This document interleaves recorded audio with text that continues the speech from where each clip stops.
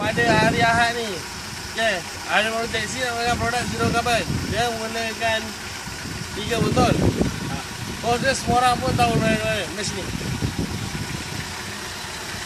Kos dia berada di sini. Tabuk hos asal dia boleh tabuk hos ni, masukkan hos pendua untuk mudahkan kerja. Masuk 1 botol sehingga habis secara perlahan. Dengar bunyi enjin dia, betapa kasarnya. Selepas ni kita dengar bunyi enjin bagaimana. Pause. Okey, saya katakan injak minyak untuk kali pertama untuk buangkan bentuk apa jadi di belakang.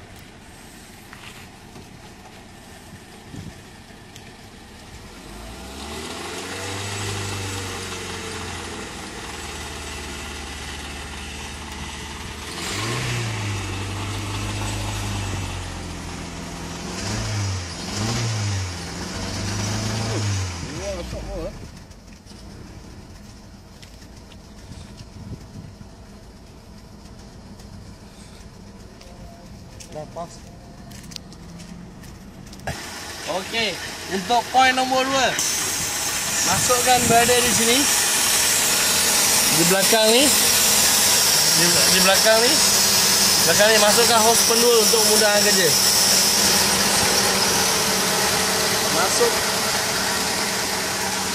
Masukkan secara perlahan botol yang kedua ni. Sedikit demi sedikit sehingga habis.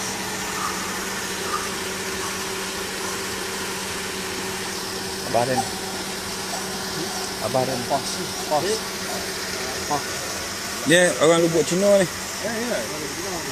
Pos. Okey ni botol yang ketiga. Hos dia pakai poin nombor 2. Hos dia masuk poin nombor 2. Masukkan 1 botol separuh sahaja. Sedikit demi sedikit.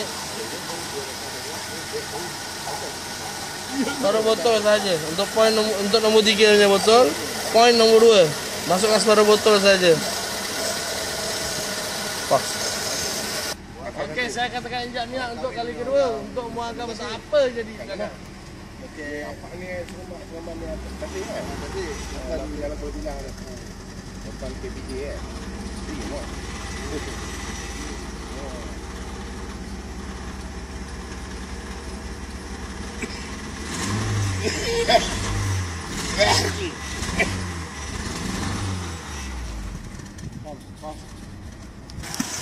Okey, untuk balance lagi setengah untuk habiskan. Ambil poin nombor 1 balik. Masukkan hos pendua untuk mudahkan kerja. Masukkan balance ni sehingga habis. Saya menggunakan 3 botol untuk taksi ni disebabkan mileage nya sudah lebih 450,000. Dia gunakan 3 botol. Masukkan balance ni sehingga habis. Lepas tu kita boleh tekan injak minyak kereta kita secara perlahan untuk buangkan karbon. Asap berkurangan boleh pandu seperti biasa. Sekian. Okey, flash untuk kali 3 untuk buangkan karbon. Apa je di belakang? Asap berkurangan boleh pandu seperti biasa.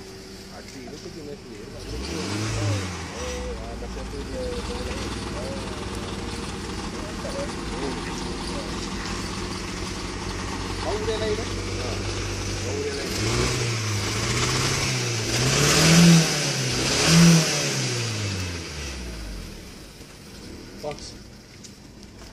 Okey, Air tadi kat lantai ni tak ada air. Tak ada air. Ni ada air. Ada. Masukkan jari lah. Seperti biasa. Sedap, babe. Alamak. Ni karbon-karbon yang berada dalam enjin dah keluar. Alamak. Dia berserta dengan air. Alamak. Ha. Siap betul. Berserta dengan air. Hitam lagi segi. Okey. Cut.